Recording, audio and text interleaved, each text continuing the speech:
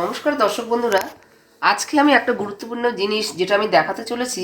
দেখুন, এই যে আমরা শাল যে আমরা ব্যবহার করি, সারা যখন শালটা ব্যবহার করতে করতে অনেক বছর পুরনো হয়ে যায়, আস্তে আস্তে ধীরে ধীরে এইভাবে এই যে ধারগুলো যে আছে ধারগুলো এইভাবে ছিঁড়ে যায়, এরকম করে ধারগুলো ছিঁড়তে থাকে।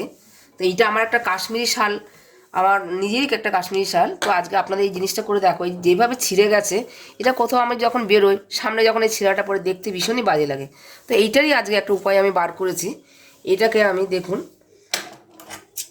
কেটে বাদ দিয়ে আমি করে দেখাচ্ছি কিভাবে জিনিসটাকে আমি আবার একদম নতুন করে তুলতে পারি, সেটা আপনাদেরকে করে দেখাবো।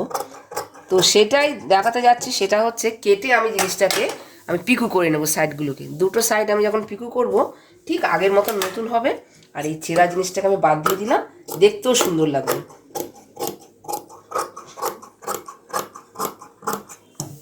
সারা বছর তো আমাদের এগুলোর কথা মনেই পড়ে না, যখন শীত আসে তখন আমরা বার করি, যখন বেরোতে যাই তখন গিয়ে যখন চোখে পড়ে দেখতে খুবই খারাপ লাগে।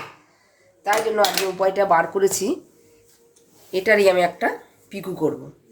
পিকুর ভিডিও তো আমার দেওয়াই আছে, পরপর দুটো পিকুর ভিডিও আমার দেওয়া আছে। আমার পিকু সবসময় উল্টো দিক থেকে করি। তো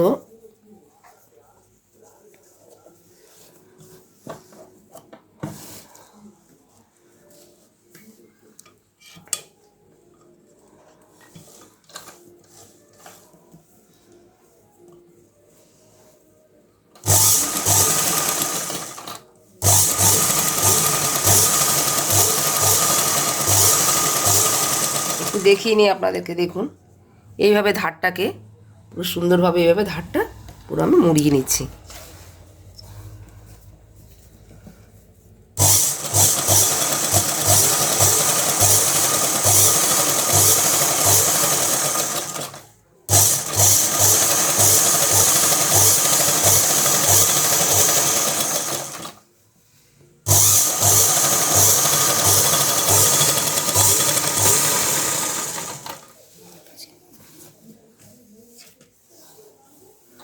এই দেখুন, পুরো এইভাবে জিনিসটা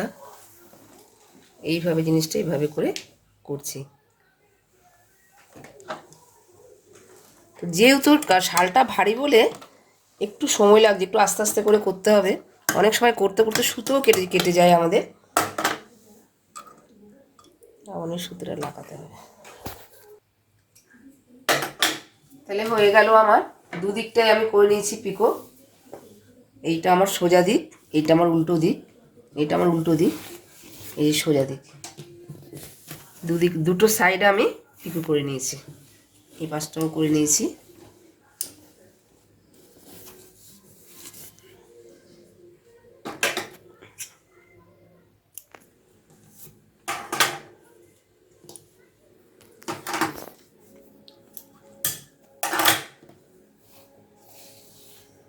এইভাবে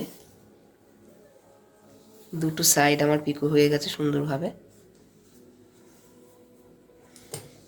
তো পুরনো শাল যদি থাকে ঘরে, এইভাবে শালগুলোকে যদি আমি একটুখানি এইভাবে একটু পিকো করে নিই, তাহলে শালগুলো অনেক দিন টেকে, অনেক দিন কী বল ব্যবহার করা যায়। আর শালটাও একদম নতুনের মতন থাকে, খুব সুন্দর লাগে দেখতে। তো এইভাবে আমার যদি ভিডিওটি আপনাদেরকে ভালো লাগে, তাহলে প্লিজ লাইক, শেয়ার এবং সাবস্ক্রাইব করে আমার চ্যানেলটির পাশে থাকবেন। ধন্যবাদ।